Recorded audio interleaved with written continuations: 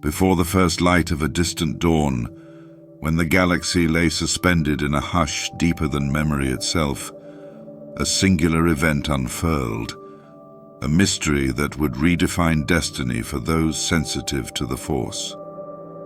A lone Jedi pilot, renowned for his quiet courage and unyielding devotion, embarked on a fateful flight through the cosmic void. Without warning, his starship was engulfed by a violent, swirling storm that seemed to ripple the very fabric of space. Amid the tempest's fury, he vanished without trace, leaving behind only a lingering echo in the Force. Awakening in a realm untouched by the measured tick of time, the pilot found himself adrift in a dimension far beyond conventional space.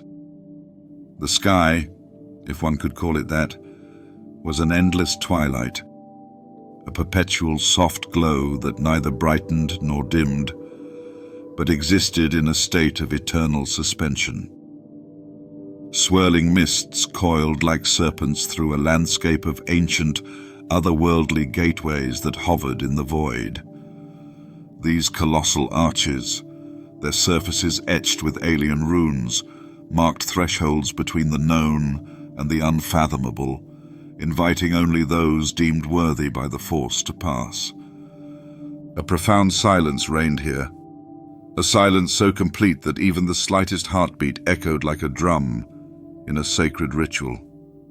The pilot, now stripped of his vessel and familiar bearings, felt the Force in its most raw and unfiltered form. In this surreal expanse, time lost meaning, and every moment stretched into infinity. The endless twilight offered a canvas upon which the mysteries of the Force painted themselves in hues of deep indigo and silver. The initiate, whose spirit now mingled with that of the fallen pilot, sensed that he had been drawn into a place where destiny was shaped by subtle, ineffable laws. Amid the shifting mists, memories began to surface. Whispers of ancient knowledge passed down through generations of Jedi. The initiate recalled legends of Mortis, a hidden dimension spoken of in reverent tones by those who had once witnessed the celestial balance. It was said that Mortis was not a physical world but a living testament to the Force's eternal cycle, a sacred plane where the living Force danced in harmony with the cosmic Force. Here, balance was not a static state to be preserved, but a dynamic interplay between creation and dissolution, hope and despair. As the pilot's consciousness merged with the ambient energy, the initiate experienced a vision that illuminated the purpose of this journey. Before him, ephemeral shapes emerged from the mists, three luminous figures that seemed to embody the very essence of balance. Their presence was both awe-inspiring and quietly tragic. One figure, cloaked in deep shadows and solemnity, exuded the unyielding strength of order. Another, burning with wild intensity and fervor, represented chaos and the relentless pulse of ambition. The third shone with a gentle radiance, an embodiment of compassion and serene wisdom. Though their names were lost to time, the legend of these guardians, later known as the Mortis gods, echoed through the corridors of the Force as eternal arbiters of balance. Every step in this realm unveiled fresh mysteries. The initiate discovered that the ancient gateways were not merely portals, but markers of cosmic cycles, each one a threshold where life and death converged.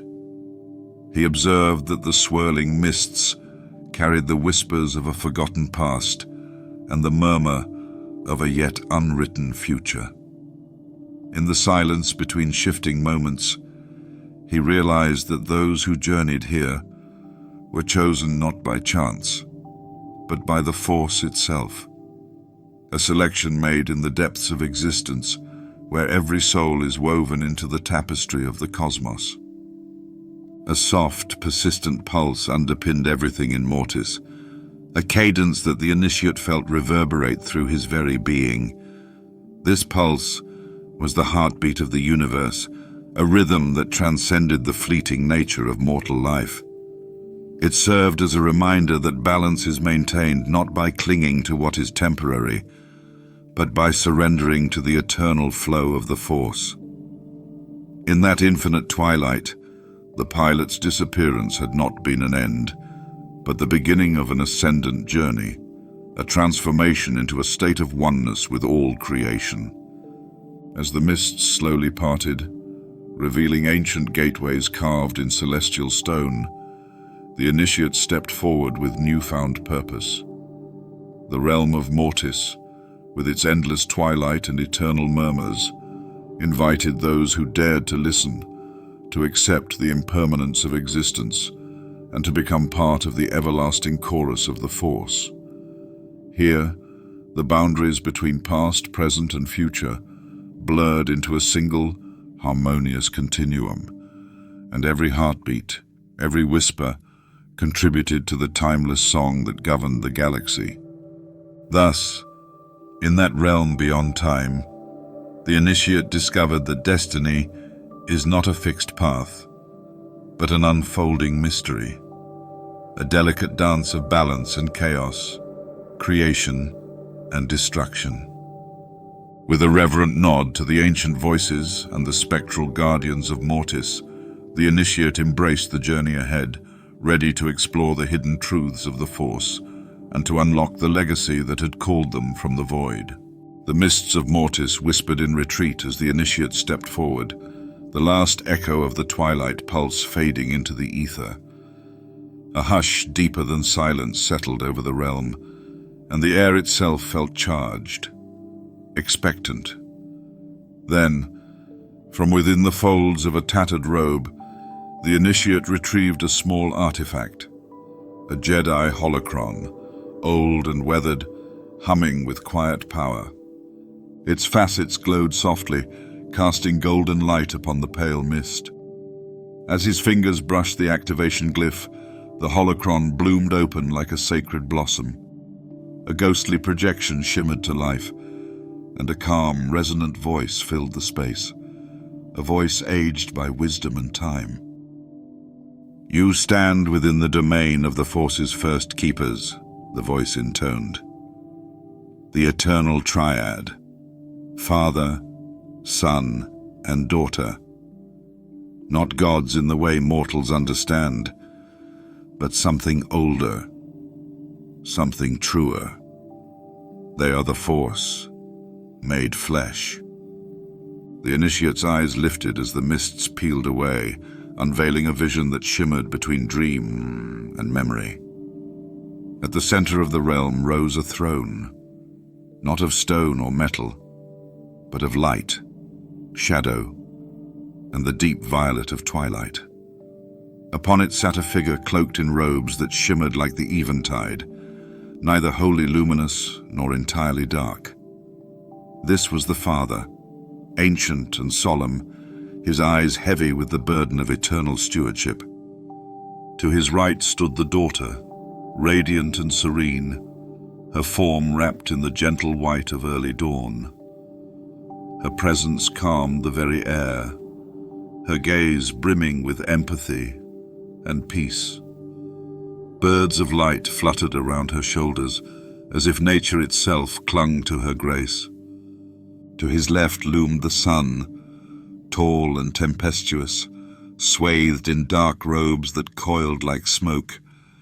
His power surged like a storm waiting to be unleashed, eyes aflame with pride, with pain, with purpose. Where the Daughter was harmony, the Son was hunger. Where she nurtured, he devoured. They are not merely beings, the holocron voice continued, but embodiments of the Force's truest forms. The Daughter, she is light, selfless, and compassionate. The Son, he is dark, powerful, and untamed. And the Father, he is the balance, the will that holds them both at bay.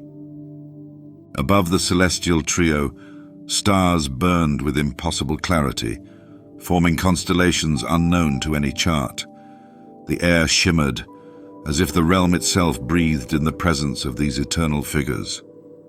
The family of Mortis did not merely dwell here. They were this place, its breath, its heartbeat, its silence. "The Father's purpose was clear," said the voice.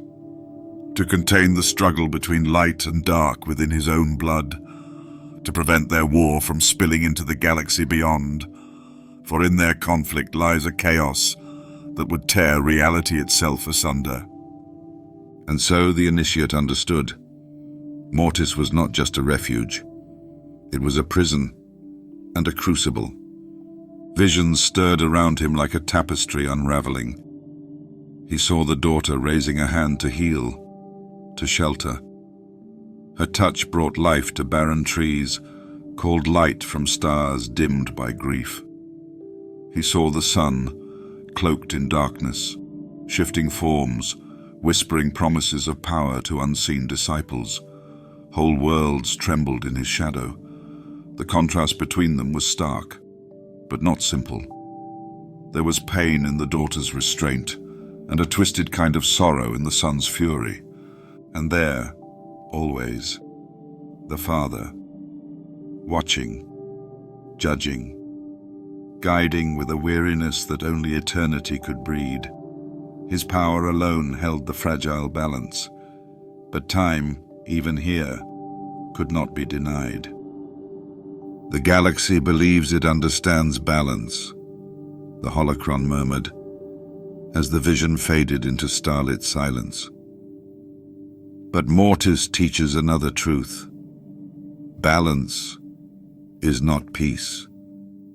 Balance is tension, held delicately between collapse and control. The force is not still. It moves, it flows, and it fights itself. As the holocron dimmed, the initiate felt the truth settle like dust in his soul. This was not a parable or a lesson. It was a warning. The Force, in its rawest essence, was a paradox. It was creation and destruction, light and dark, both woven from the same thread. A sound, soft, almost imperceptible, carried across the mist. The flap of great wings, the groan of stone under shifting weight. Somewhere ahead the path continued. The initiate looked up once more at the thrones beneath the starfire sky, and in the distance he glimpsed a strange shimmer in the air, as if a veil had parted between worlds. There was still more to understand, more to witness. And as the vision of the family faded back into the twilight mist, the initiate stepped onward. For if the Mortis gods were the Force incarnate, then what awaited beyond them might not be balance at all, but something far more terrifying, something that had once been banished, forgotten by history, but not by the Force. A distant wind carried the faintest whisper, a name buried in myth. Abeloth. But before the darkness, there was still one more truth to uncover. The fall of the balance. With the flowing wind whispered through Mortis again, gentler now, like the exhale of a wounded world. The mists parted not with fear, but with reverence, revealing a quiet glade nestled between towering roots of trees older than memory. At the heart of the clearing, petals unfurled in slow, sacred rhythms, responding not to sunlight, but to something purer. She was already there. The daughter moved like moonlight across still water, her steps weightless, her presence ephemeral, as if nature itself reached to embrace her with every breath. Her robes shimmered with hues of pearl and morning frost flowing behind her in a current of light. Where she walked, the ground awakened. Barren soil sprouted wildflowers, withered leaves blushed green again. The initiate watched from afar, hidden among the trees. He felt no fear in her presence, only awe, a feeling that reminded him of standing beneath the Jedi temple's great spires as a child, looking skyward for the first time. A withered tree stood before her, its bark blackened by some unknown blight, branches skeletal. The daughter approached, slowly, almost sorrowfully. She extended a hand, not commanding, but offering. With a single touch, light flowed from her fingertips like liquid gold. It sank into the trunk, into the roots, into the earth itself.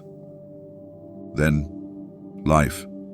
Leaves burst into bloom with a hushed chorus of rustling, like sighs of relief. Flowers erupted in shades unseen by mortal eyes. A canopy of blossoms stretched to the heavens, drinking deeply of her grace. The air filled with the scent of renewal, floral, fresh, sacred. Yet her face held no triumph, only sorrow. Because healing to the daughter was not a gift, it was a duty, and it came at a cost. A feather, soft and glowing, drifted from her shoulder. Then another, and another. Each fell slowly, dissolving into motes of light before touching the ground. Her strength waned with every act of compassion, her glow dimming ever so slightly. But she did not stop. In a nearby pool, her reflection shimmered. Her eyes, deep, ancient, and kind, welled with tears. Not from pain, but from the weight of understanding. She had seen the galaxy's endless suffering. She had seen what her brother had become, and she knew, deep within her essence, that light alone could not stop what was coming. Still, she chose to give. She knelt beside the pool, allowing a single tear to fall into the still water. It rippled gently, casting reflections of long-lost worlds. Naboo in bloom, Alderaan before its end, forests untouched by war, lives unlived but full of light. The galaxy, as it could have been. The initiate stepped forward, unable to remain hidden any longer. The daughter turned, and for a moment her eyes met his. No words were spoken. None were needed. He understood in that instant that this was not a goddess of power, but of peace. Not a warrior, but a guardian. Her strength was not in battle, but in mercy, and that mercy was limitless. Then, a shift. A distant rumble cracked through the glade. Shadows stretched from the edges of the realm like claws. The forest stilled. Even the birds of light ceased their song. The daughter rose, eyes narrowed, not in fear, but in recognition. Her brother stirred. The sun's presence crept across the land like a brewing storm, warping the horizon. Darkness that did not simply cover the light, but consumed it. The harmony of Mortis began to falter. She looked to the initiate once more, her voice a whisper on the wind. Light alone cannot hold the balance. Then she vanished, swallowed by the white wind and golden feathers, leaving the glade behind in fragile bloom. The initiate turned toward the darkening sky, heart pounding, not with fear, but anticipation. The grace of the daughter had passed. Now came the shadow of her kin. And deep within the shifting lands of Mortis, the sun was awakening. A fierce tumult of darkness descended upon Mortis as the daughter's gentle grace faded into the distance. In its place arose a stark, burning tempest, a manifestation of chaos incarnate. This was the domain of the sun, a being whose very presence embodied the unrestrained force of the dark side. Here, Ambition, fear, and wrath converged into a singular, seething hunger that defied all restraint. No longer was the realm solely one of tender balance. Now the air trembled with an electric intensity as the sun emerged. His arrival was heralded by a transformation in the sky itself. Overhead, the gentle twilight erupted into burning crimson as storm-black wings unfurled across the heavens. Each beat of those massive, shadowed appendages stoked the fury of the dark, and his eyes blazed with a fierce, unwavering red that cut through the lingering light of the daughter's legacy. In a remote corner of this chaotic realm, a broken warrior, a former Jedi whose spirit had been shattered by betrayal and loss, stumbled through the ruined corridors of a long-forgotten fortress. Scarred by conflict and haunted by memories too painful to name, the warrior carried the weight of endless sorrow in every step. It was here, in the midst of his despair, that the sun sought to prey on vulnerability. With a voice that was both seductive and venomous, the sun approached the warrior. His words were not kind promises, but biting assertions meant to stoke the embers of pain. "Your sorrow is my sustenance," he intoned, his tone a blend of scorn and dark allure. "Embrace your anguish, and let it fuel your ambition. In the depths of your despair lies power untapped." His gaze, burning and relentless, pierced the warrior's battered soul. The broken fighter, lost in the labyrinth of his own grief, found himself teetering on the edge of a precipice, a fragile line between surrender and the desire to reclaim lost honor. As the sun's influence seeped into the warrior's shattered resolve, the initiate watched from the shadows, absorbing every detail with a heavy heart. The sun's presence was overwhelming, a tempest of raw emotion that transformed pain into an addictive, dark elixir. In his eyes, the warrior saw not a promise of redemption, but a mirror of his own fears. The sun thrived on this reflection, drawing strength from the despair that had long festered in the hearts of those who once fought for light. The atmosphere shifted as the dark majesty of the sun spread across the horizon. The burning skies deepened into a relentless inferno, casting long, ominous shadows over the ruined landscape. The sun's influence was not limited to the broken warrior.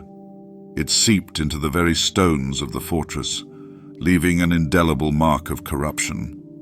His presence twisted the ancient carvings on temple walls, transforming once sacred inscriptions into warnings of ambition unchecked and power misused. Within this maelstrom of emotion and fury, the initiate discerned a critical truth. The hunger of the sun was a force of both creation and destruction. It offered the promise of unprecedented strength, but demanded a terrible price, a surrender of oneself to the relentless, all-consuming dark. Unlike the serene compassion of the daughter, whose healing touch restored life, the sun's touch was corrosive, eroding hope, and replacing it with a ceaseless drive to dominate. Yet amid the chaos, a faint spark of resistance remained within the warrior. Though his eyes were clouded by pain, a buried ember of his former self struggled to kindle. In that fleeting moment, the initiate perceived a quiet tragedy. The warrior, caught between the seductive hunger of the sun and the lingering echo of a gentler past, was doomed to choose.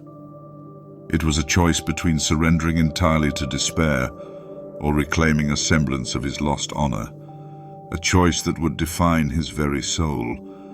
As the crimson storm roared overhead and the sun's dark laughter mingled with the howling wind, the initiate felt the inexorable pull of fate.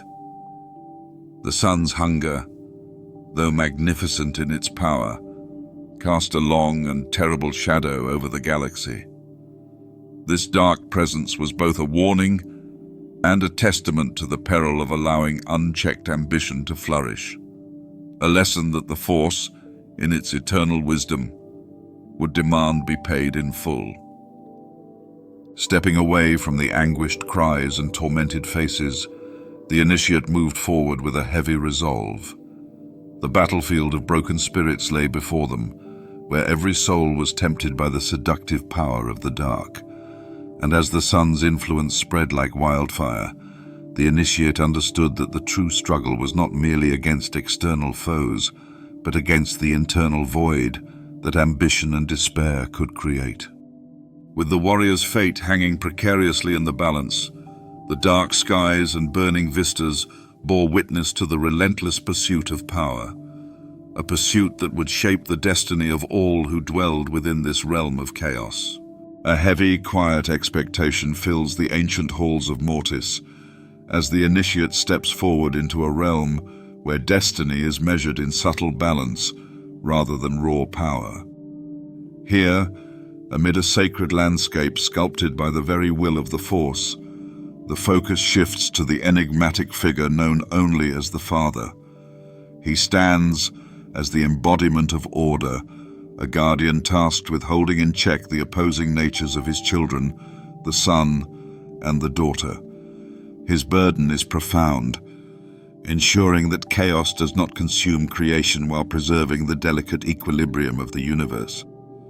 The initiate's eyes are drawn to an immense, weathered temple perched atop a plateau, its silhouette stark against a sky undergoing an eclipse.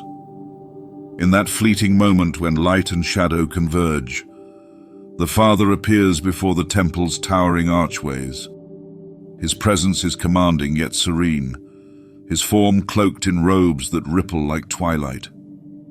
His outstretched hands, raised in a gesture that bridges the extremes of night and day, seem to beckon toward an unknown future, an invitation for balance to be maintained and, ultimately, renewed.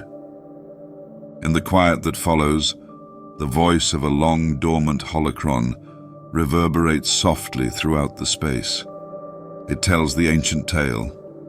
The Father, keeper of the cosmic scales, sought a successor who could inherit his duty, the responsibility to mediate between the fiery ambition of the son and the gentle compassion of the daughter. The holocron explains that such a successor must be both resolute and open, able to accept loss and triumph with equal grace. Among the myriad legends, one name is singled out: Anakin Skywalker, whose turbulent journey from darkness to redemption had long been foretold by prophecy. The initiate listens, captivated by the narrative of a young warrior whose destiny was entwined with the very fabric of Mortis. The Father's trial was not one of brute strength or forceful conquest, but of subtle insight and spiritual surrender. A vision emerges, a spectral chamber where the Father sits upon a throne wrought of light and shadow, the celestial glow of an eclipse illuminating his solemn face. In this hallowed space, his hands stretch outward in a posture of peace, a silent command that the successor must embody both firmness and flexibility, resolve and empathy. A sudden shift in the atmosphere draws the initiate's attention. The temple's great doors creak open to reveal a pathway bathed in ethereal light, leading toward a gathering of figures cloaked in tradition and purpose. Among them, a solitary figure approaches, unmistakable even in the half-light: Anakin Skywalker. The vision is vivid, a young man scarred by conflict, yet carrying an undeniable spark of hope. His eyes, reflecting the tumult of past battles, meet the Father's steady gaze. There is no word spoken. Only the unyielding language of destiny flows between them. The holocron's voice returns, recounting how the Father, with measured benevolence, tested Anakin's spirit. It speaks of trials of resolve and heart, where the candidate was forced to confront not only his own inner darkness, but also the burden of legacy and the inevitability of loss. The Father's challenge was simple, yet profound. To accept that balance is not the absence of struggle, but the very essence of life itself. Anakin's path, marked by both fierce passion and the quiet sorrow of self-sacrifice, became a living testament to this truth. As the vision fades, the initiate stands alone under the eclipse's lingering glow.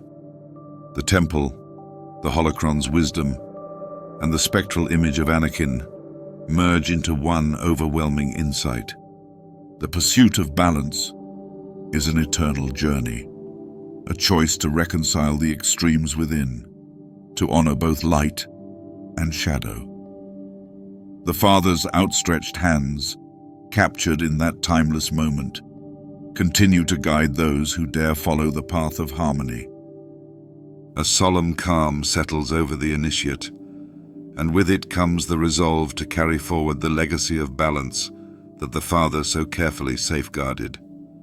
Every step taken now on this sacred ground echoes with the promise of renewal, a promise that even the heaviest burdens can be transformed into the light of a new dawn. A shudder ran through the realm of Mortis, as if the very heart of the Force had broken. In the aftermath of the Father's solemn choice and the silent legacy of his kin, a cataclysm began that would forever alter the landscape of this mystical domain. The ancient guardians, once the embodiment of balance, now faced a tragedy that tore at the cosmic seams. The initiate, still reeling from the lessons of the Mortis family, sensed an impending collapse, a rupture of order that heralded the fall of a sacred triad. The skies above Mortis darkened suddenly, as if the eternal twilight itself was drawn into a vortex of despair. Far in the distance, mountains that had long stood as stoic sentinels began to crack. Deep fissures snaked across their ancient faces, and the ground shuddered beneath the weight of an unseen force.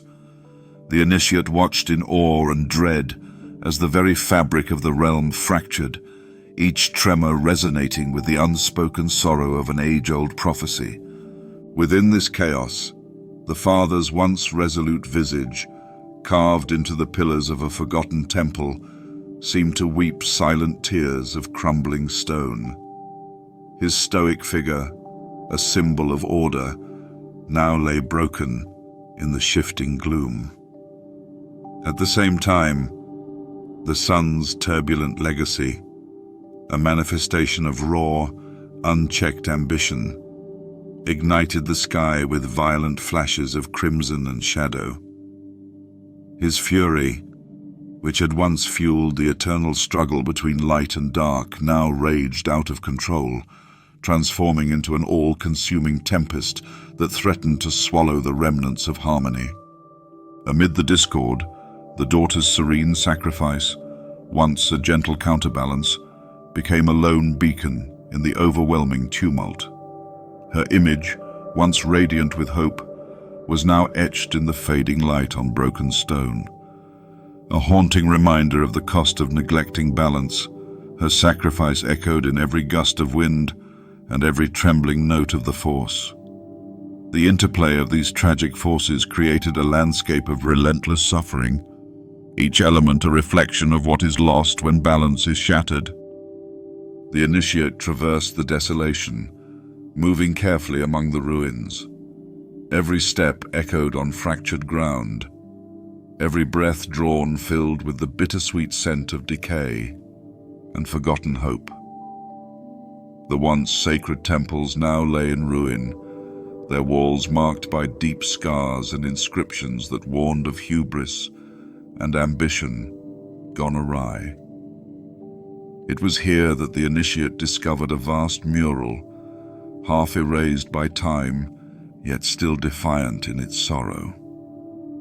The mural depicted the trio of Mortis gods in a moment of discord, the Father's determined gaze, the son's wild outburst, and the daughter's quiet resignation.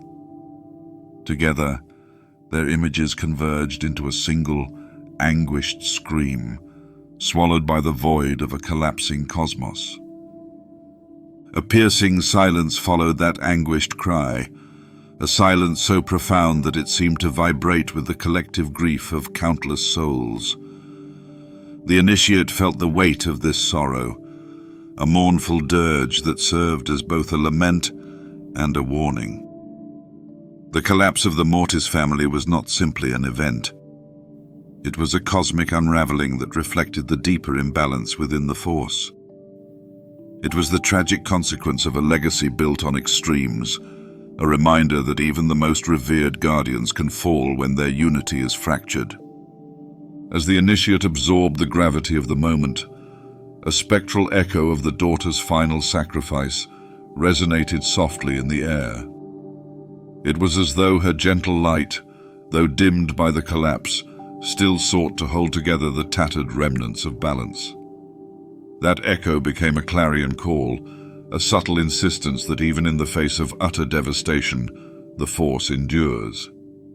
The initiate realized that the collapse of the Mortis gods was not the end of all things.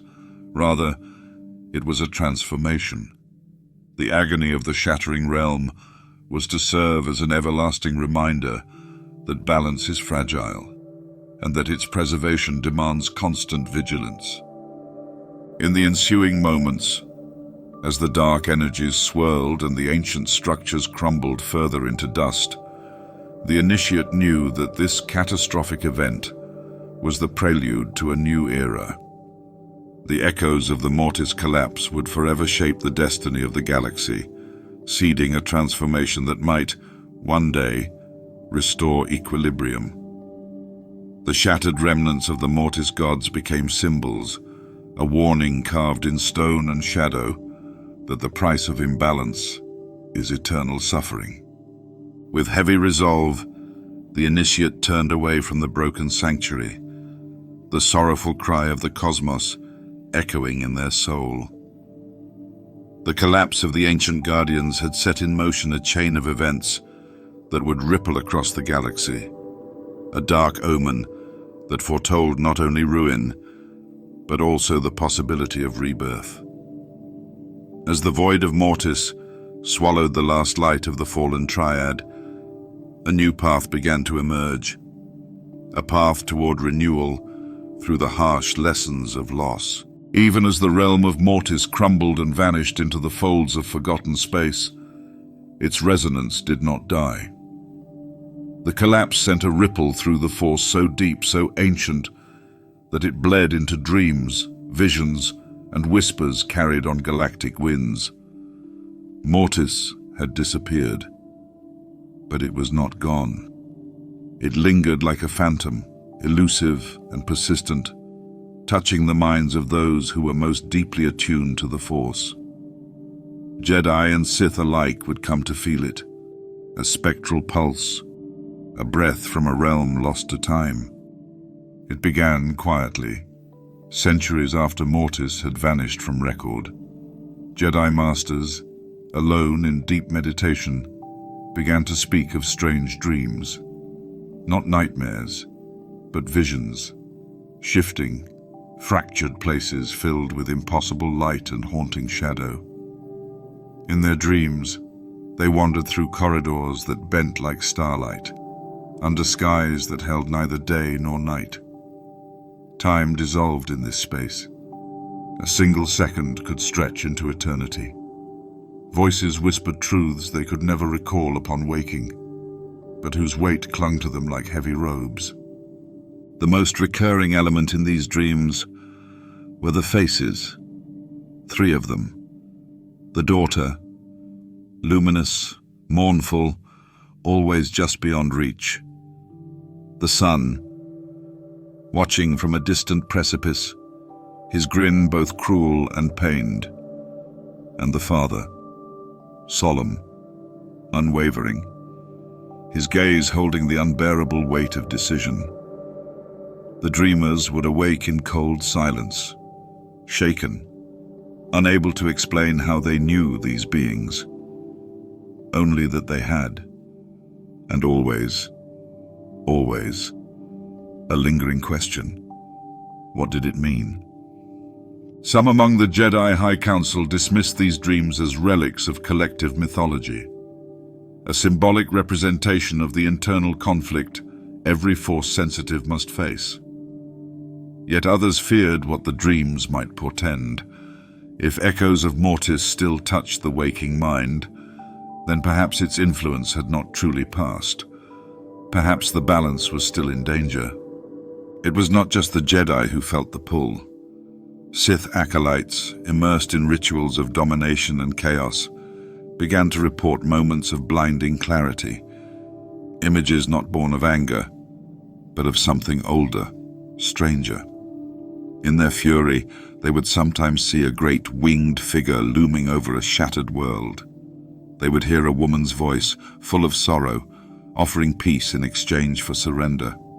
They would feel, just for an instant, the hand of the Father upon their brow, stilling the fire, not extinguishing it, but holding it in place.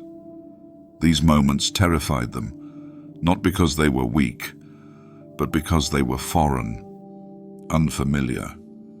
A Sith Lord once scrawled in a blood-soaked journal, "I have seen a mirror I do not understand. It shows me not what I am, but what I am meant to restrain." He would never speak of it again. Across the stars, seers and prophets began to reference a triad in the sky. Force-sensitive children sometimes cried out in their sleep, describing a tower where time falls, or a family that broke the stars. Holocrons deep within Jedi temples recorded anomalies in the Force, spikes of energy that seemed to come from nowhere, always centered around dreams, visions, or breakdowns in Force perception. The Keepers of Knowledge began to quietly catalogue these episodes under a hidden archive, the Mortis Echoes. For some, the visions became obsessions. A Jedi archivist vanished after spending years reconstructing what he believed to be a map to Mortis. A Sith alchemist built a shrine of shadow glass, hoping to summon the sun. In every corner of the galaxy, those attuned to the deep tides of the Force would encounter Mortis in some form, in water that whispered secrets, in stars that blinked with familiar pain, in the mirror that cracked but never shattered. Mortis, it seemed, had become part of the Force itself, no longer a place, but a presence, a memory with teeth, a lesson the galaxy was still trying to understand. For those who had seen even a glimpse, the impact was lifelong. Mortis demanded reflection.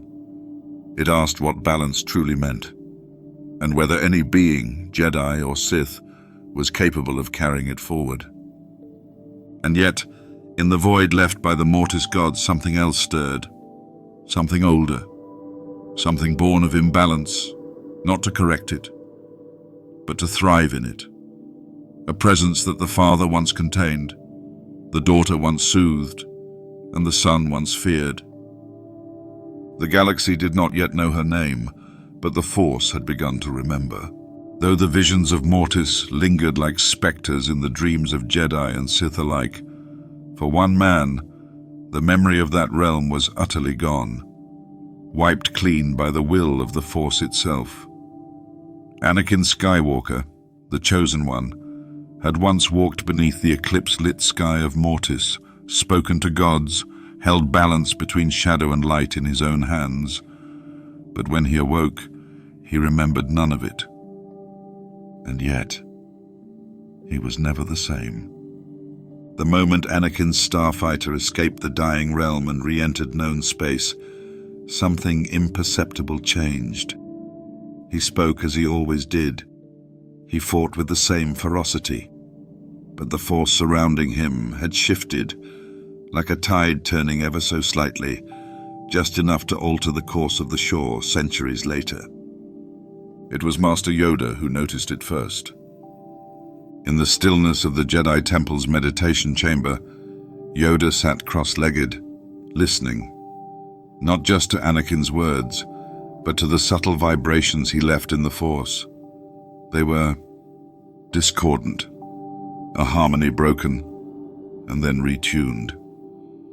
Yoda could feel echoes of something ancient clinging to the young Jedi, like ash from a fire long extinguished. He never confronted Anakin about it, not directly, but in the days following their return from the disturbance in the Outer Rim, Yoda watched him more closely. The flickers of rage that had once come and gone like sparks now smoldered beneath the surface. There was a gravity to him, a weight in his choices, sometimes wise, sometimes dangerous. Yoda once described the Force as a living song. Anakin's song had become deeper, more complex, an undercurrent of loss and potential, as if the galaxy itself held its breath when he moved. One evening, Yoda entered the archives and accessed sealed data from the rescue mission. The reports were empty. Technical malfunctions, missing time, vague scans of gravitational anomalies, nothing of substance. And yet, when he meditated upon the star map of that region, he saw a flicker. 3 lights, one brilliant, one dark, and one dimming slowly into grey. Then, nothing. Gone, as if they had never existed. The Force was silent on the matter, as if hiding something even from him.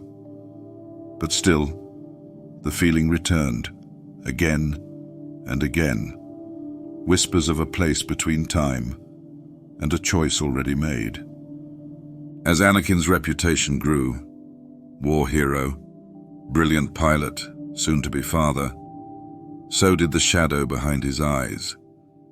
He would wake from sleep, drenched in sweat, hands clutching the sheets, as if escaping something unseen.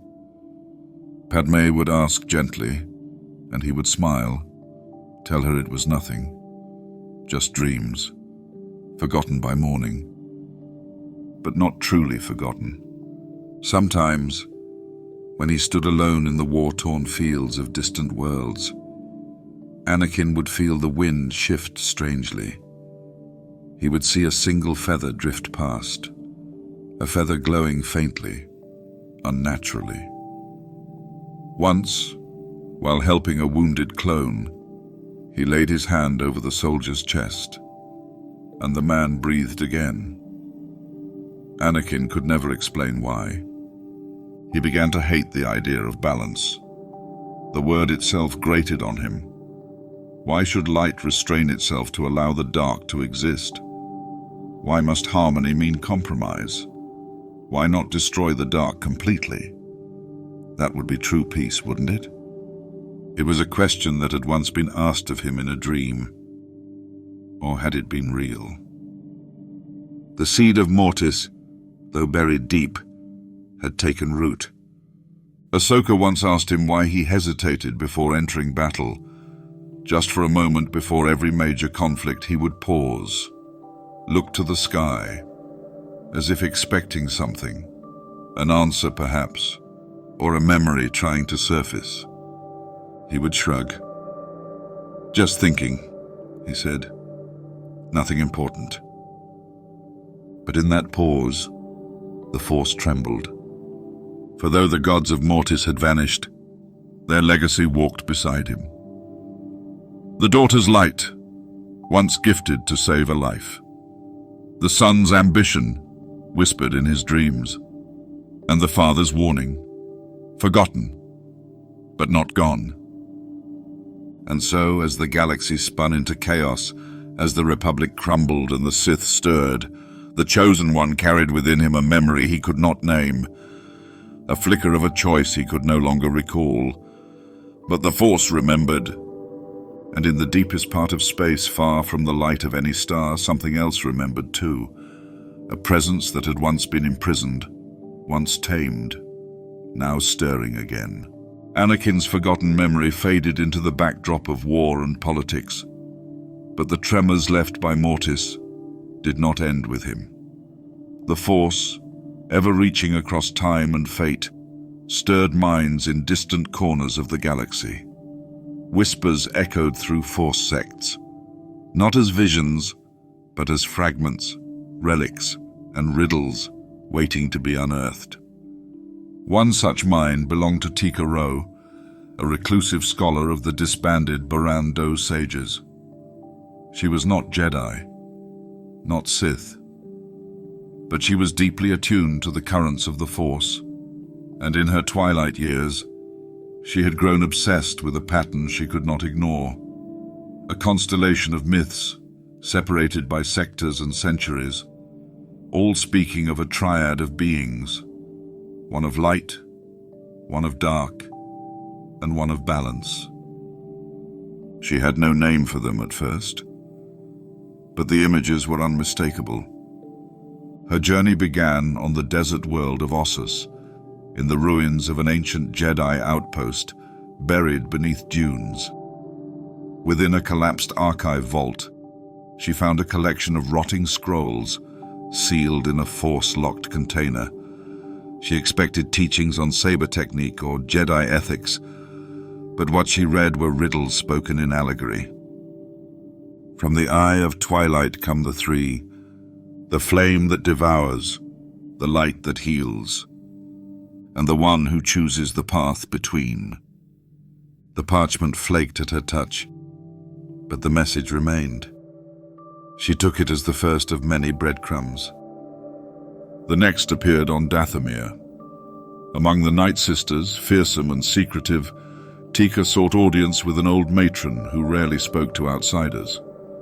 What she offered in exchange was not gold, but knowledge, a scroll from Ossus, laid reverently on a stone altar beneath red mist. The matron's eyes widened. She hissed a word in Piscian tongue, Mortis. Tika had never heard it before. The matron led her into a chamber carved into the bone of a massive beast. On the walls were painted murals, faded but fierce, a figure with wings of storm and flame devouring stars, a luminous being leaving flowers in her steps, and between them a towering shape, hooded, hands stretched between the two. They came before the balance, said the matron, and left behind the wound. This new name echoed in Tika's dreams, Mortis. It rang of power and silence, a place, or beings, or both. Years passed. She traveled to Lehon, the long-dead throne world of the Rakata, whose grasp of the dark side once spanned the stars. Deep beneath the shattered temple of the ancients, she uncovered a half-buried holocron. Its gatekeeper shimmered to life with a voice like oil on metal. Three once held the current of the cosmos in their palms, it whispered. But power divided cannot last. The wound bleeds still. The Rakata, so distant in time and thought, had remembered them too. Tika assembled the pieces. 1,000 scattered myths, whispers from lost civilizations, buried in darkness. All described the same trinity, the same fading memory, not just of gods, but of a wound in the Force itself. A wound that echoed through chosen ones, through visions, through worlds scarred by unnatural storms. In her final years, Tika documented everything she had learned in a massive codex titled The Echo of Three. She published it in fragments across hidden databanks, encoded in chants, graffiti, and Force-imbued crystals, hoping one day someone might complete the picture. Many laughed at her obsession, others tried to destroy her work, but she did not stop. On her deathbed, a Jedi archivist named Quinn Talon visited her. He had followed her research from afar. When he asked her why she pursued this mystery for so long, her final words were simple. Because they are not gone, they are sleeping, and something else is waking. And with that, the last mortal seeker of the Mortis truth closed her eyes forever. But her work did not end. As Jedi texts began to show patterns of imbalance, as young Force sensitives dreamed of eclipses and thrones of ash, as shadows stirred on the edge of the unknown regions, her lost teachings waited, whispering, humming with forgotten power.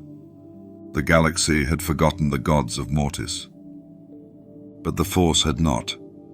And deep beneath forgotten oceans, behind walls carved in screams, a hunger that predated the galaxy itself was beginning to stir.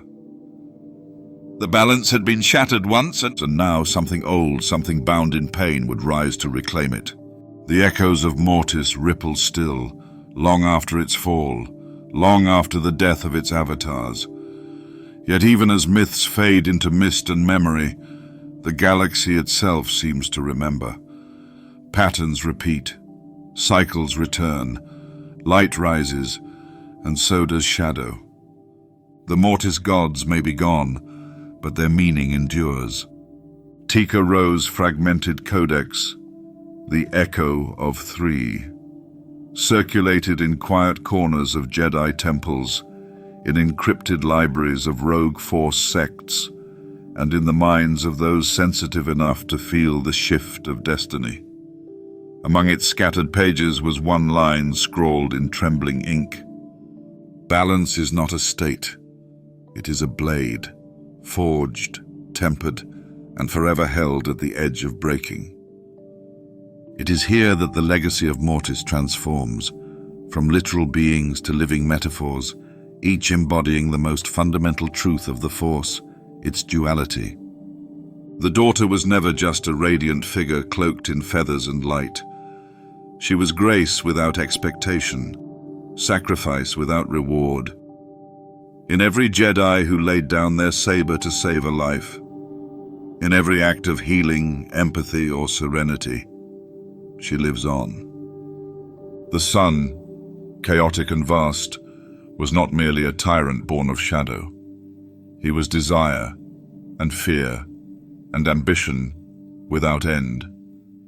He was the eternal whisper that speaks to every being in desperation. In the rise of the Sith, in the corruption of good men, in every war driven by anger, the Son watches still. And the Father was not peace. He was choice. He stood between his children, not to control, but to weigh, to test, to judge. He represents the hard truth. Balance is not comfort. It is conflict, one that must be endured, not resolved. Across time, Jedi and Sith alike would try to simplify this reality. Jedi doctrine warned against passion. Sith doctrine rejected compassion. But Mortis was the truth they dared not speak. The Force is both. It must be both. And only those who walk that razor's edge can truly understand it. This truth is what makes the Chosen One prophecy so haunting. Anakin Skywalker, tested by the father, courted by the son, mourned by the daughter, forgot his time in Mortis. But Mortis did not forget him. The touch of that realm never left his soul. Every choice he made afterward bore the invisible scar of that trial. He was offered the father's mantle to become the new balancer. He refused, and yet he fulfilled the prophecy, not by avoiding darkness, but by falling into it, by rising from it, by destroying the Sith and giving birth to a new hope. Balance, then, was not the absence of darkness. It was the restoration of choice. The story did not end with Anakin. It lingered in Luke's compassion, in Rey's clarity, in Ben Solo's redemption, and it trembles still in those not yet born, who will someday face the same eternal storm. The Mortis gods are not just characters in a forgotten myth. They are the shape of the Force. The galaxy spins on, a spiral of stars and silence, of war and wonder. In its heart lies that ever-tilting blade. When it leans too far to the dark, Suffering rises. When it skews too far to the light, detachment severs empathy. Only in motion does balance exist. It is not a destination. It is a choice, made again and again. And if Mortis teaches us anything, it is that the Force does not choose sides. It is the sides. It is the flame and the water, the sword and the shield, the scream and the silence. A single world hidden in twilight once tried to hold it all together. That world cracked, but its lesson remains. Now, as the galaxy drifts into the unknown, whispers begin anew. Not of Mortis, but of something older. A hunger too vast to be contained by light or dark. Something that even the Mortis gods once feared. A being born not of balance, but of chaos. The signs return in dreams, in fractured holocrons, in places where the Force trembles unnaturally. The blade is tilting again, and in the void beyond legends, Abeloth stirs. A shudder ran through the darkened void as the galaxy's ancient secrets stirred once more. The delicate balance once guarded by the Mortis gods began to fracture, and in the wake of that dissolution, an ominous murmur emerged from the farthest reaches of the unknown regions. For centuries, legends whispered of a name so forbidden that even the Sith dared not speak it aloud. A name that resonated with dread and unbridled chaos. This was the name of Abeloth, the primordial force of uncontained entropy, whose legacy was both a warning and a curse. Far from the luminous corridors of the Jedi and the brooding citadels of the Sith, a solitary smuggler piloted his aging freighter through a sector where the stars appeared blackened, as if drained of hope.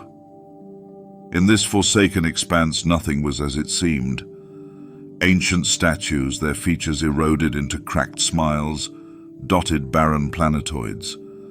Their silent countenances seemed to hold echoes of millennia, of a time when the galaxy trembled at the mere thought of a force that defied nature itself. One night, as cosmic winds swept across the emptiness, and the freighter shuddered in a turbulent nebula, the smuggler drifted into a dream unlike any other. In a realm between wakefulness and sleep, he found himself adrift in a swirling maelstrom of shadow and starlight.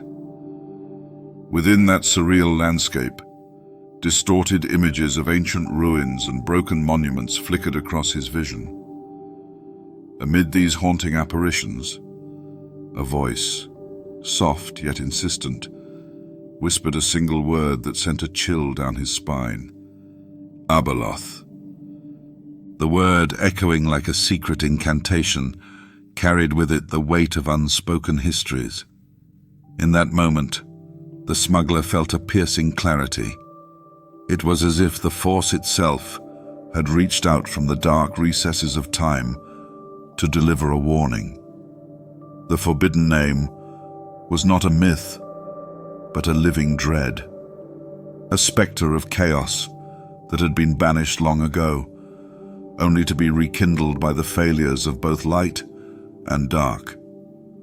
Stumbling awake, the smuggler's heart pounded in his ears. His vessel, battered by cosmic storms, now seemed insignificant in the vast emptiness of space.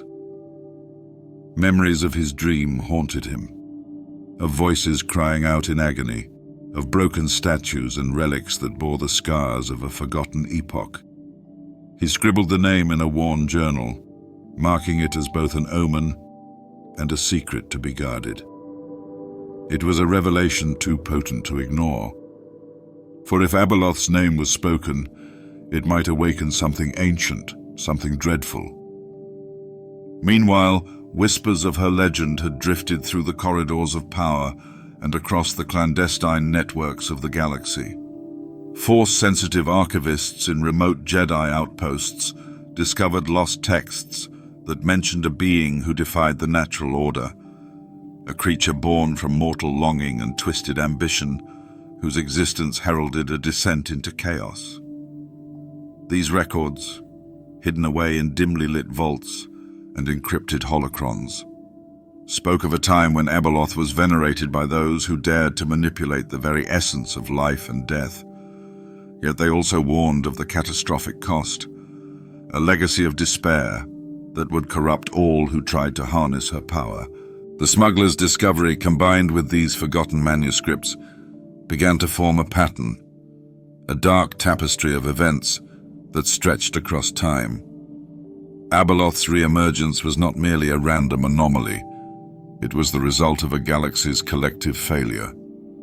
The Jedi, in their pursuit of eternal balance, clung too tightly to the past, while the Sith, in their ceaseless hunger for domination, defied death with reckless abandon.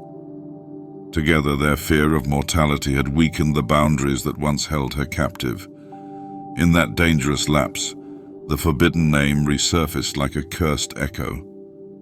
As the smuggler's journal passed silently between secretive hands, the initiate, now a dedicated chronicler of the Force, gathered every fragment of evidence.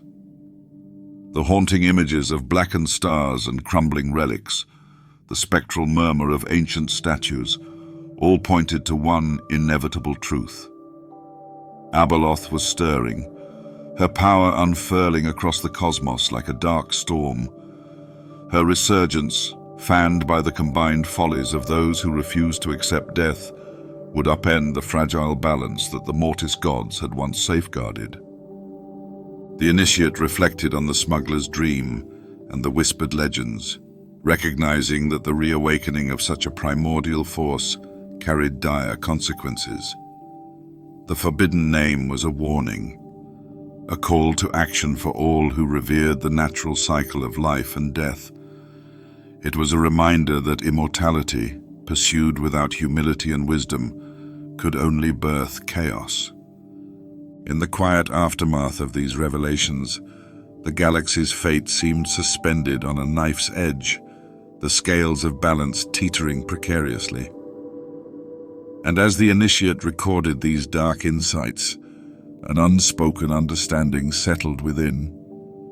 The legacy of Abeloth was not confined to myth. It was a living threat, woven into the fabric of the Force, waiting to break free.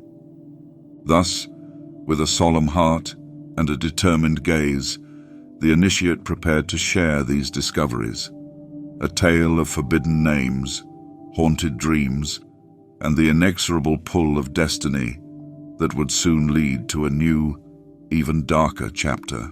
The forbidden name had returned to the galaxy, murmured like a spell in ancient tongues, whispered across forgotten vaults, and dreamt beneath fractured stars. Yet names are only fragments. To understand the terror of Abeloth, one must reach further back, before the darkness, before the chaos, to a time when she was not yet a monster, but merely a woman. It is in the fractured, shifting pages of the Book of Ang-Ti, written in non-linear echoes of time, that her origin finds its first true telling. Before she was the Chaos Mother, or the bringer of madness, she was simply called the Servant, a mortal, humble and soft-spoken, yet filled with longing. She lived on a world not bound by the normal flow of time, dwelling in the realm of Mortis, tending to the needs of the Father, the Son, and the Daughter. For ages uncounted, she poured water, gathered fruit from timeless groves, and listened to the philosophies of balance, light, and dark. And yet, in the stillness of service, envy took root. She watched the Father, immortal and wise. She saw the Daughter radiate serenity, and the Son blaze with primal, unchecked power. She loved them, and feared them, and dreamed of being one of them. For what is longing, if not the seed of transformation? One night, when the stars wheeled strangely, and the constellations twisted into unfamiliar shapes, The servant wandered beyond the borders of the realm. There, beneath the reflection of a moon that was not a moon, she discovered a spring hidden in shadow, its surface black as obsidian glass. The waters shimmered with forbidden promise, swirling with the essence of chaos itself. The Book of Ang-Ti calls it the Fountain of Power Denied, said to be where entropy coils like a serpent and time has no dominion. The spring had been sealed by the Father long ago, kept from his children, lest they too fall to its lure. But the servant, driven by longing, drank. The transformation was not instant. First came the ache in her bones. Then her reflection vanished from water and mirror alike. Her breath thickened with shadow, and when she returned to the Mortis realm, her eyes no longer held the quiet humility of service. They burned with something ancient and terrible. Under the cold moonlight, her form began to shift. No longer wholly human, no longer bound by one shape. Her limbs extended, her voice fractured into harmony and discord, and her presence unmoored itself from sanity. The servant had become something else, something the Father could not allow to remain. In his sorrow, the Father pleaded with her. The daughter wept. The son for once looked on with fear. But the transformation was irreversible. The Force had no place for what she had become. Where once she had tended life, now she corrupted it. Where once she had longed for love, now she devoured it. The galaxy was not prepared for what rose in her place. She was cast out, banished from Mortis, from time, from memory, sealed beyond the veil by all three of the Ones. The realm mourned her, and the Force sighed in grief. But exile was not the end, for while the Ones held dominion, the locks remained firm. And then, Mortis fell. As the Force avatars perished, the bonds unraveled. And far beyond the reaches of known space in the hollow heart of the galaxy, Abeloth stirred. Now, as the Book of Ang-Ti whispers through the minds of Force sensitives who dare read too far, her story returns, not as a parable of warning, but as prophecy. The servant who dared to drink from chaos became its vessel and now seeks to consume the balance she once tended. The stars, once her silent witness, begin to flicker. The spring, thought sealed forever, pulses again in the dark. And in the next chapter we follow the first of those brave, or foolish, enough to answer her call. As the echoes of the servant's tragic tale receded into the darkness of Mortis, a deeper metamorphosis stirred in the hidden recesses of the Force. In the wake of her exile, the once mortal being known as Abeloth began to shift into something altogether unnatural. No longer could she be defined by the simple dichotomy of light or dark. She emerged as a singular embodiment of chaos, a wild force unbound by the conventional flows of the Force. Her transformation rippled through the galaxy, and soon Jedi historians and Sith scholars alike found themselves locked in debate over her true nature, goddess, monster, or a twisted synthesis of both. The initiate, still reeling from the revelations of the Dark Spring and the servant's doomed ascent, now felt the raw pulse of change. In the silent corridors of ancient temples, scattered across long-forgotten worlds, inscriptions and holocrons began to speak of Abeloth in new terms. These records described a being whose features were never constant, shifting faces that morphed with every passing moment, as if her countenance was a mirror to the chaotic essence of the Force. Vines of flesh, both beautiful and grotesque, were said to writhe about her form, ever-changing tendrils that symbolized life's fragile dance with decay.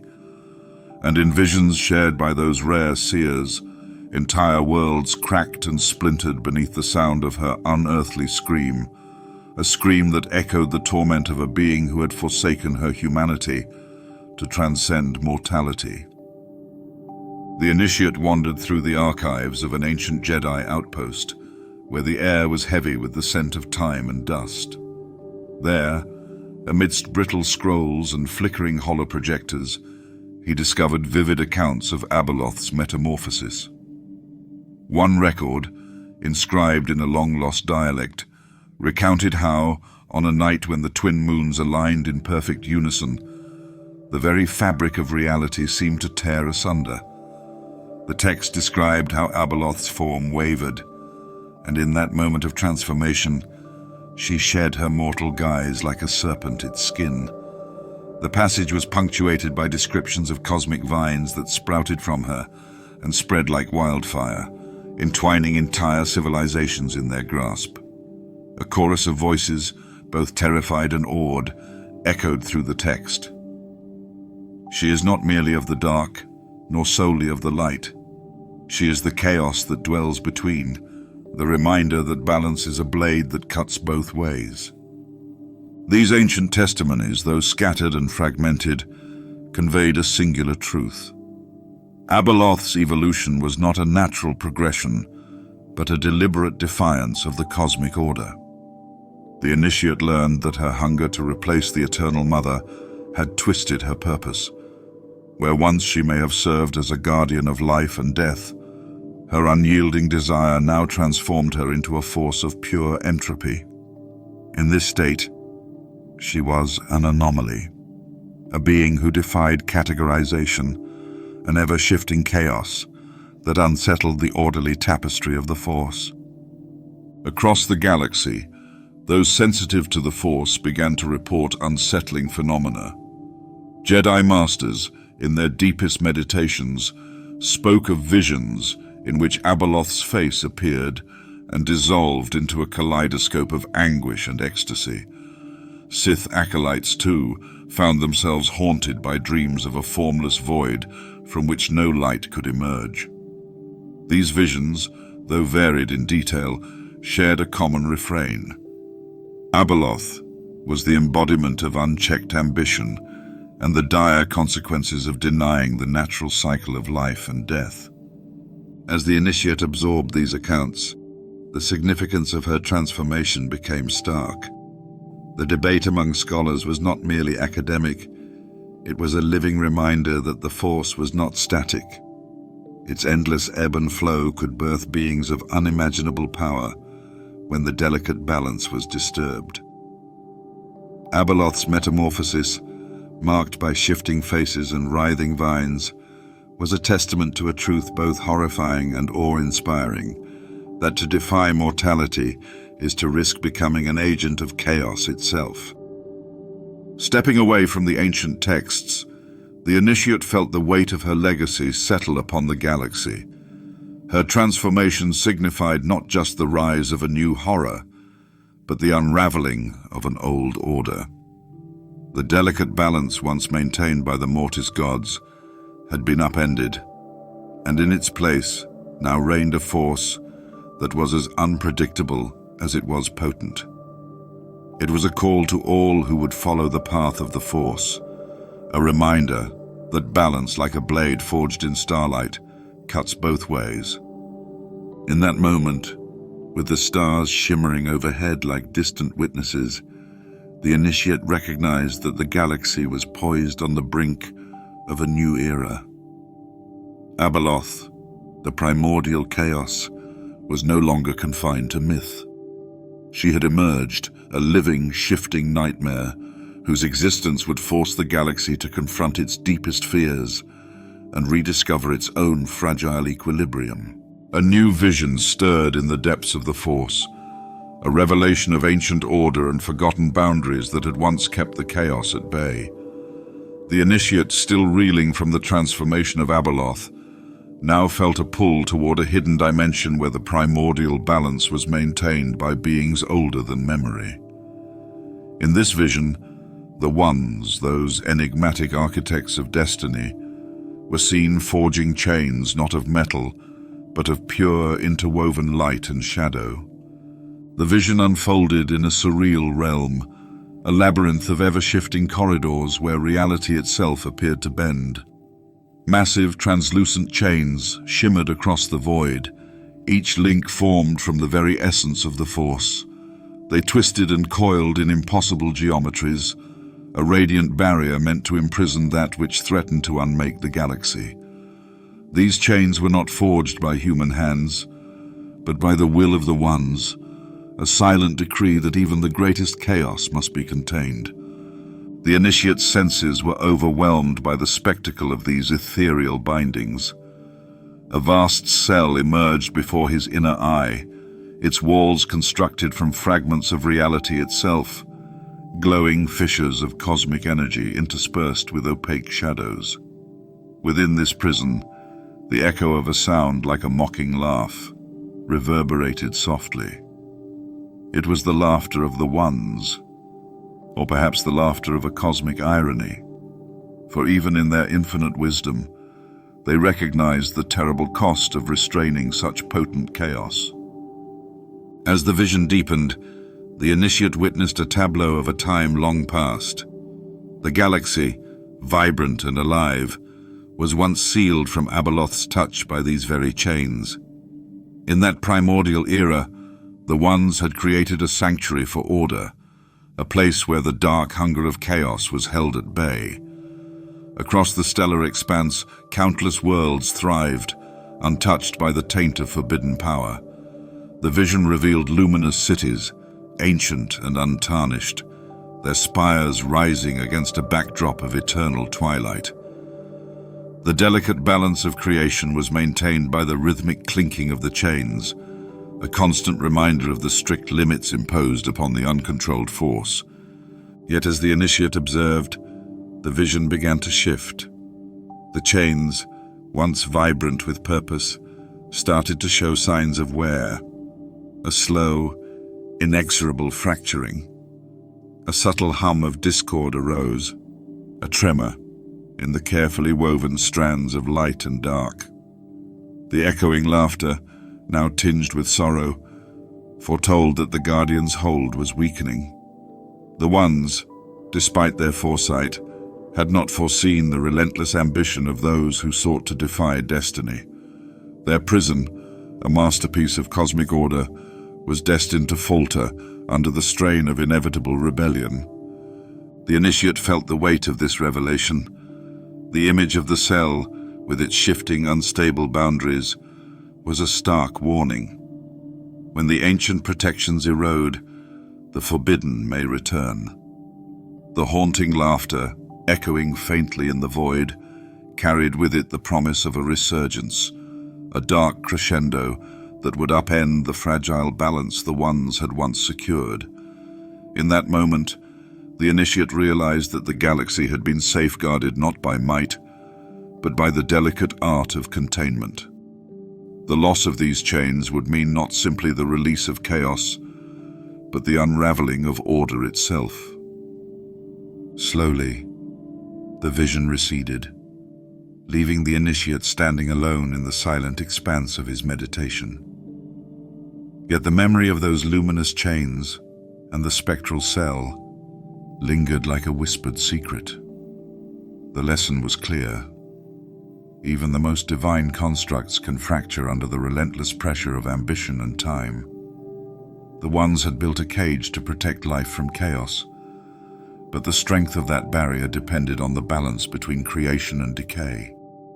Now, as the initiate stepped away from the vision, the cosmos around him seemed to pulse with a quiet urgency. The boundaries that once held the dark must remain vigilant. The galaxy, fragile as it is, depends on the equilibrium that the Ones so carefully maintained. The echo of that ancient laughter still clung to the initiate's soul, a reminder that when the old cages break, a primordial chaos is unleashed. Thus, with the weight of this solemn vision in his heart, the initiate prepared for what was to come. A new chapter in the endless saga of the Force, where the echoes of the past meet the inevitability of the future. The silence of the ancient prison, once a beacon of cosmic order, shuddered under the weight of time and ambition. In the midst of the chaos wrought by the Yuuzhan Vong War, the fabric of Mortis, carefully woven by the Ones, began to tear. A low, inexorable hum pulsed in the darkness, as if the very cage of light and shadow was reaching its breaking point. The initiate, still mindful of the lessons of Mortis and the fate of its guardians, sensed a foreboding shift in the cosmic balance. Within the labyrinthine realm, the chains of celestial light and darkness that had bound Abeloth for eons cracked with a sound like the shattering of fragile glass. In that critical moment, the barriers that had contained the primordial chaos weakened. An eerie fog seeped through the widening rifts, its tendrils snaking into every corner, as if carrying the malice of a forgotten age.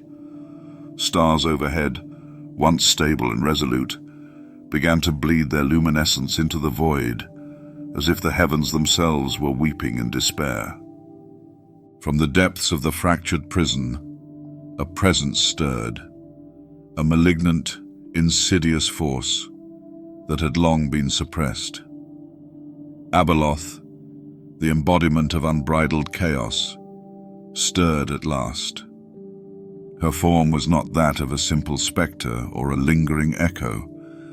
It was an eruption of dark energy, raw and untamed. Like poison released from a sealed vial, she poured into the galaxy, her influence seeping through the fissures in the cosmic wall with a relentless, unstoppable force. As the initiate watched the vision unfold, he perceived a grim tableau. Once bright constellations dimming, their light distorted by the corruption spreading like ink in water. The celestial tapestry, once a symbol of order and continuity, now appeared as if someone had smeared it with despair. Faces, both human and alien, turned blank and hollow as the malignant energy passed over them, a silent testament to the erasure of hope and individuality. The very essence of life, captured in the glow of distant suns, was now being tainted by a darkness that defied containment. In one vision, the initiate saw a world caught in the grip of this malignant force.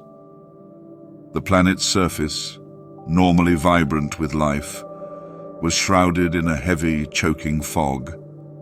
Trees and structures, once proud symbols of civilization, bowed beneath the oppressive weight of Abeloth's influence. The land itself seemed to bleed, the scars of ancient wars merging with the fresh wounds of cosmic corruption. It was a landscape transformed, a place where the line between existence and oblivion blurred into a singular, tragic vision. Amid these cataclysmic changes, the initiate felt a mixture of dread and awe. Here was the true consequence of unchecked ambition, a force that could undo the very fabric of reality. Abeloth's resurgence was not simply a return of darkness, but the emergence of a chaos that sought to rewrite the rules of the galaxy. Her escape from the once impenetrable prison signified a turning point, a moment when both Jedi and Sith, regardless of their beliefs, would be forced to confront the cost of their eternal struggle against mortality. The initiate's heart pounded as he contemplated the deep irony of it all. For centuries, the Jedi had clung to their vision of balance, and the Sith to their relentless hunger for power, both in fear of death. Yet now that same fear had shattered the delicate boundaries that once held the primordial chaos at bay. The galaxy, already scarred by countless conflicts, now faced an even greater threat, an ancient horror that was poised to engulf everything in its dark embrace. As the vision of the crumbling cosmic prison slowly faded, the initiate was left with the overwhelming certainty that Abeloth's resurgence was inevitable. The malignant energy she exuded would spread through the galaxy like a plague, transforming worlds, erasing identities, and leaving behind nothing but a void where hope once resided. The dark forces, once thought to be contained by celestial chains, were now free to reshape the destiny of the universe. In that profound silence, the initiate understood that the collapse of the ancient barrier was not the end, but the beginning of a new, terrifying chapter in the eternal struggle between order and chaos. A subtle tremor of unease spread across the galaxy, as if an unseen tide had begun to shift the very currents of power. In distant capitals and on forgotten backwater planets alike, a strange influence crept into the hearts and minds of all who were sensitive to the Force. Abeloth, unbound from her ancient prison, moved silently among them, a force of change that was at once seductive and insidious. Her presence, hidden in the periphery, grew gradually until even the most stalwart souls could no longer ignore its call. In the corridors of political power, influential senators and governors found themselves unsettled. Meetings that once hummed with certainty were now punctuated by brief, unexplained glances, eyes that occasionally glowed with an eerie golden light, betraying hidden doubts. Policies shifted inexplicably, as if decisions were being guided by a whisper from the void. Across the galaxy, those who once prided themselves on clear judgment began to question everything, each decision weighed down by an intangible, creeping dread. In the hallowed halls of the Jedi Order, masters experienced disturbances in their meditations. Long-held traditions and teachings began to blur as subtle images invaded their visions. In quiet moments of reflection, one Jedi Master observed his polished mirror suddenly ripple, as if disturbed by an unseen hand. Another reported that his inner gaze revealed fleeting images, a face lit by an unearthly gold glow, shifting and multiplying on its own. These anomalies were not mere illusions. They were the tendrils of Abeloth's influence, spreading silently through the Force. Even the denizens of the underworld, smugglers, bounty hunters, and rebels, felt the change. A renowned smuggler, accustomed to relying solely on instinct, began to notice his reflection moving independently in every polished surface he encountered. At first, it was a trick of the light, but soon, the golden gleam in his eyes and the ghostly motion of his mirror image became undeniable. His once unwavering resolve began to falter, as if his very essence was being tested by a power beyond comprehension. The initiate, traveling between these disparate realms, sensed the gradual infiltration of Abeloth's dark allure. While the galaxy's elites and warriors fell under her subtle sway, the initiate collected scattered reports and personal accounts. A political leader spoke in hushed tones of a night when the stars turned to liquid gold, a moment when the cosmos itself seemed to weep. A Jedi, during a solitary vigil, described how the Force felt as if it were being rewritten, its ancient rhythm disturbed by an alien cadence. Even a lowly street merchant recalled a dream in which dark vines crept over his memory, binding him with silent, inexorable persistence. These disparate visions converged in the initiate's mind into a singular, haunting revelation. Abeloth's influence was not a sudden invasion, but a slow corruption that spread like a virus through the Force. Her power grew unnoticed until it became impossible to deny, a dark undercurrent weaving itself into the tapestry of the galaxy. No one was immune. Whether a senator, a Jedi, or a smuggler, all were touched by her silent, seductive energy. The initiate felt this pervasive change as a palpable chill, a reminder that even the strongest institutions could crumble when fear and uncertainty take root. The golden eyes, the wandering reflections, the creeping vines in dreams. All were signs that the balance was tilting towards chaos. It was a transformation that transcended politics and power struggles. It was an internal decay that threatened the very soul of the galaxy. In the midst of this subtle upheaval, the initiate realized that the awakening of Abeloth's influence was the culmination of a shared folly.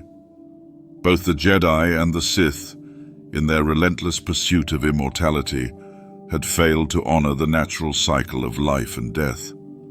Their fear of loss had weakened the defenses that once held primordial chaos at bay.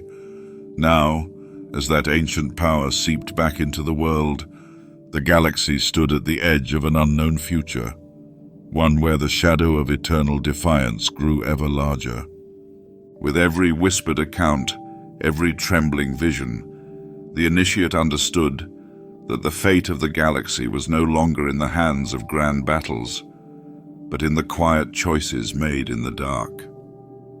The seeds of transformation had been sown in silence, and soon the dark side's influence would reshape everything.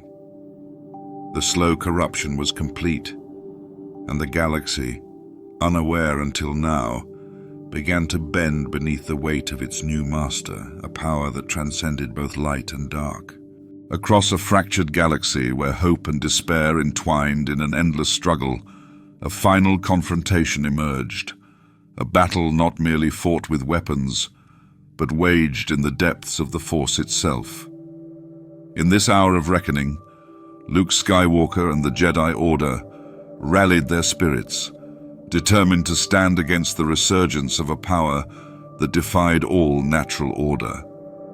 Abeloth, whose chaotic influence had seeped into every corner of existence, now loomed at the zenith of her might.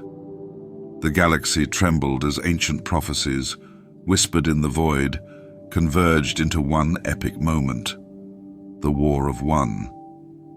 The battlefield stretched beyond physical realms into a multi-dimensional arena where reality shifted with every heartbeat, and the very fabric of time quivered with the strain of unleashed energies.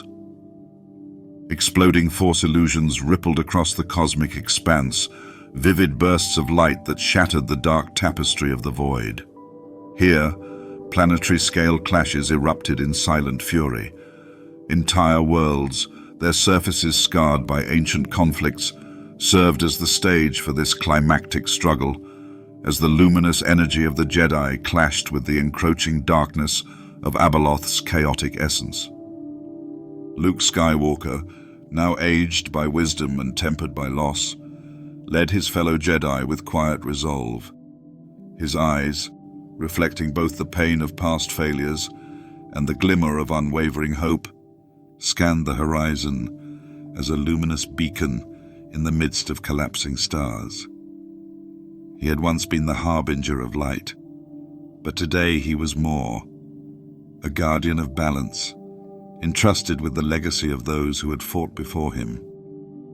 In his heart, he carried not only his own burdens, but also the echoes of countless Jedi, whose sacrifices paved the way for this moment. As the confrontation began, the initiate observed the swirling chaos of the Force coalesce into tumultuous storms, exploding illusions of ancient battles, where light burned fiercely through encroaching darkness, burst like supernovae across the scene. In one vision, a mighty wave of energy cascaded over a shattered planet, its surface alight with the brilliance of 1,000 suns, a testament to the indomitable will of those who embraced the light side. Elsewhere, tendrils of raw power clashed against impenetrable shadows, as if the galaxy itself were caught in a dance of creation and destruction, choreographed by the unseen hand of destiny. In the heart of this cosmic maelstrom, Luke advanced with measured steps, his presence commanding yet serene. Beside him, a phalanx of Jedi, each one a living symbol of resilience, formed an unyielding circle, Their combined focus resonated as one unified note in the vast symphony of the Force. Every Jedi present summoned their inner light, channeling it into a single radiant beam aimed at the encroaching chaos. In that instant, the boundaries between the physical and metaphysical blurred, and the battle transformed into a war of ideals, a struggle to prove that hope could still triumph over the abyss. Abeloth, emerging from the depths of her long-held prison, exuded a raw, terrifying power. Her form was mutable, an ever-shifting mass of darkness and light intermingled, like a storm cloud roiling with unseen fury. Her voice, barely audible yet omnipresent, echoed across the battlefield, a haunting murmur of primordial chaos that chilled the soul. With every surge of her will, the cosmos shuddered. Galaxies seemed to recoil as her presence unraveled the delicate threads that held reality together. She was both the architect of destruction and the embodiment of the very chaos that had long been suppressed. Amid the chaos, Luke's eyes burned with determination. Drawing deeply upon the wisdom of the Jedi, he raised his hand, and the Force answered. A brilliant cascade of light flowed from him, an aura of pure energy that cut through the dense darkness like a knife. His power spread across the field, igniting sparks of hope among his fellow warriors and setting ablaze the bleak horizon. The battle raged on, a silent, monumental clash, where the energy of millions surged like a tidal wave against the relentless might of primordial disorder. The initiate watched in awe as exploding illusions of ancient wars danced in the background, each flash a reminder that the past was never truly gone, but lived on in the memories of the Force. Amid planetary-scale clashes, where stars themselves seemed to weep as they burned, the light of the Jedi burned steadily, a stark counterpoint to the chaotic black of Abeloth's form. Every beam of light, every burst of energy, was a declaration of defiance, a promise that the galaxy would not succumb without a fight. As the final moments of the battle drew near, a profound stillness fell over the arena.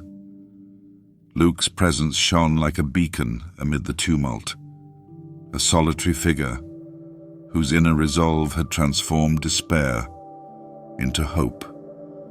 In that stillness, the initiate sensed that the battle was more than a war for survival. It was a testament to the enduring nature of the Force, a vivid reminder that even in the deepest shadows, light finds a way to endure.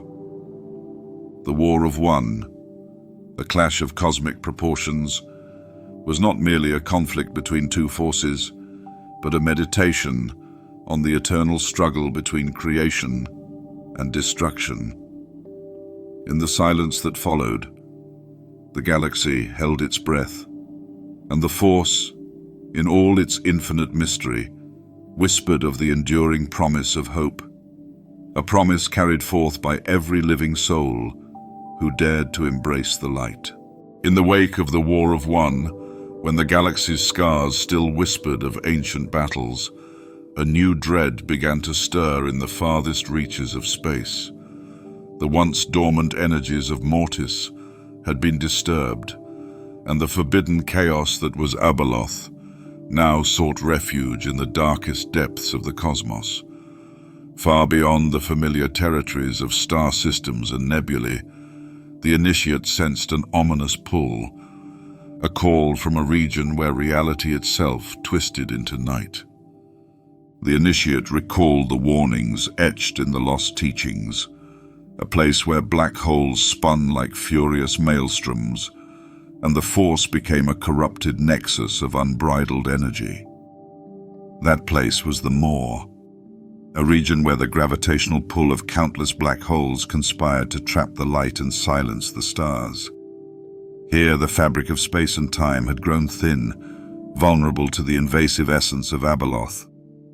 A spectral vision materialized before the initiate's inner eye, In this vision, the Maw was not merely a void, but a living wound in the universe. Black holes, like cyclonic vortices, churned with violent energy, their swirling maelstroms carving chaotic paths through the darkness. Amid these cosmic tempests, flickers of corrupted force energy pulsed erratically, nexuses that throbbed with an otherworldly, sickly glow. The initiate could almost hear the silent screams echoing in that void, a soundless agony that spoke of centuries of suppression. Abeloth, banished yet unyielding, had retreated to this abyss. Her malignant essence seeped into every crevice, infecting the very structure of the Maw. As her presence grew, the boundaries that had once contained her began to erode, replaced by a slow, insidious decay that promised renewal through corruption. The initiate perceived the chill of this transformation, a dark tide that would eventually wash over the galaxy if left unchecked. Across the galaxy, whispers of this creeping darkness reached even the most secure Jedi enclaves. Masters in remote meditation sensed a disturbance, a subtle, pervasive influence that marred the natural flow of the Force. Fears grew that Abeloth's essence, once again unbound, might seep from the Maw like poison and corrupt the living tapestry of the universe. It was not a threat that could be fought with sabers or blasters. It was an insidious decay that had already begun to fracture the cosmic order. In a clandestine assembly of Jedi scholars, discussions turned to the ancient warnings. The holocrons recalled a time when the Ones had sealed away that dark chaos behind impenetrable barriers.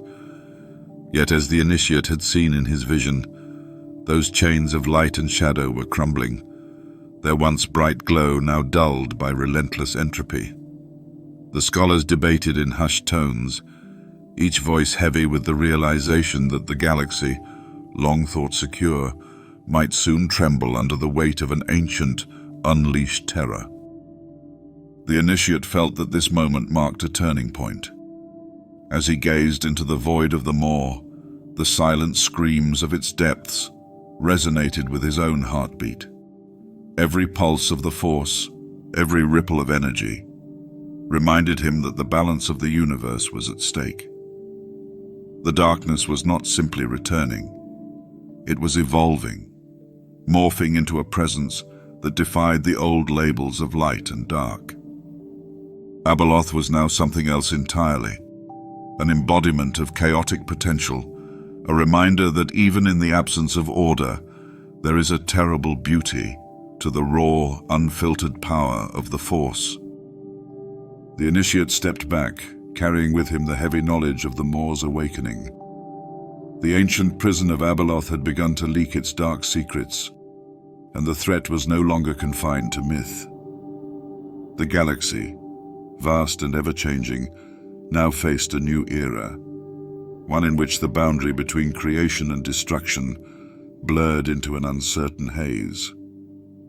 The silent agony of the void, the furious dance of black holes, and the corrupted nexuses pulsing like malignant hearts were all harbingers of the chaos that might soon overrun the stars.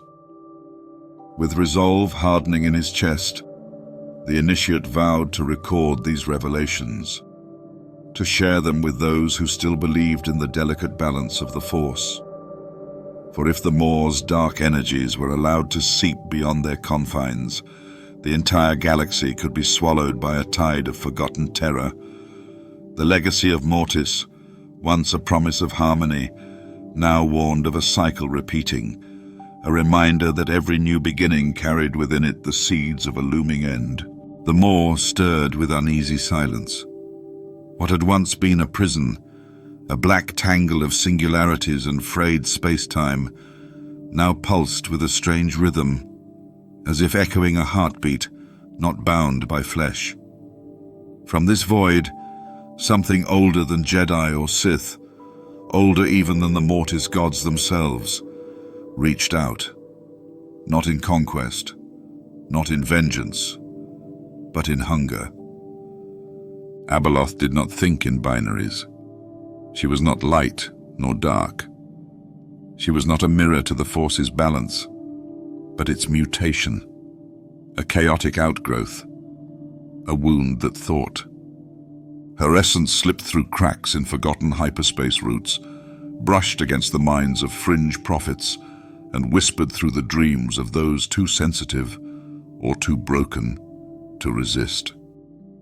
From the mid-rim to the unknown regions, shrines began to appear in places no sentient should have reached. Built from bone and rusted durasteel, etched in glyphs none could translate, they stood like broken teeth in landscapes scarred by time.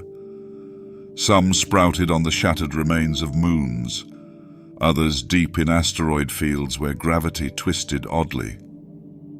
Pilgrims came, wanderers, cultists, Force sensitives who claimed to hear the Mother's voice, and they never left.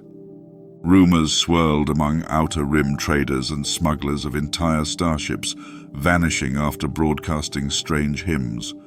Explorers sent to map the labyrinthine tunnels under long-dead planets reported vast caverns lined with glassy stone, humming with a frequency that induced hallucinations. Some turned their weapons on their crew. Others simply walked into the darkness, smiling as if returning home.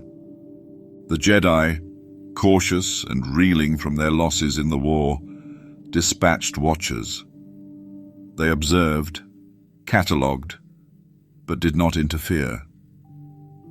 Some masters warned that this was beyond Sith manipulation or dark side cults.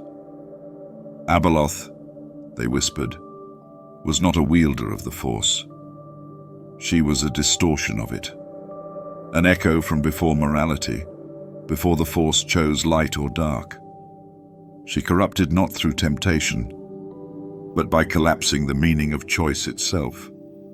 A rogue archivist from Ossus, once exiled for her obsession with Force heresies, compiled evidence across systems, patterns in ancient star maps, overlapping dream visions from unconnected seers, recurring sigils drawn by children who had never seen a holocron. Her conclusion was unsettling. Abeloth was not becoming more powerful. She was remembering.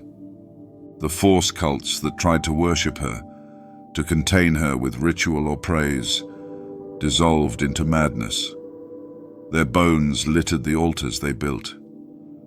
One sect on Jeddah believed they could siphon her power through collective meditation. They were found months later, frozen in place, their bodies calcified, their mouths open in silent screams. Still, others sought her, drawn not by faith, but by curiosity or desperation. They craved truth, and Abeloth gave it to them in fragments, a child's laughter echoing through a tomb, visions of galaxies that had never existed, and memories that did not belong to them. Some saw their own faces split open in mirrors, revealing versions of themselves that had never been born. The Force, in its mysterious will, offered no guidance. Jedi and Sith teachings alike faltered in the face of something that could not be labeled. Abeloth was not a shadow cast by light, nor the flame that banished it. She was the space between meanings, the scream between breaths. In a hidden chamber beneath the ruins of a Rakatan vault, a final inscription was discovered, not in words, but in sensation. Those who touched it felt themselves unravel briefly, becoming nothing, then something else, a warning, perhaps, or an invitation. And so, across the galaxy, whispers grew, of cracked moons weeping black ichor, of labyrinths unfolding beneath ancient stars, of shrines that hummed in the voice of forgotten gods. Abeloth had no army. She had no empire. She didn't need them. She was already inside,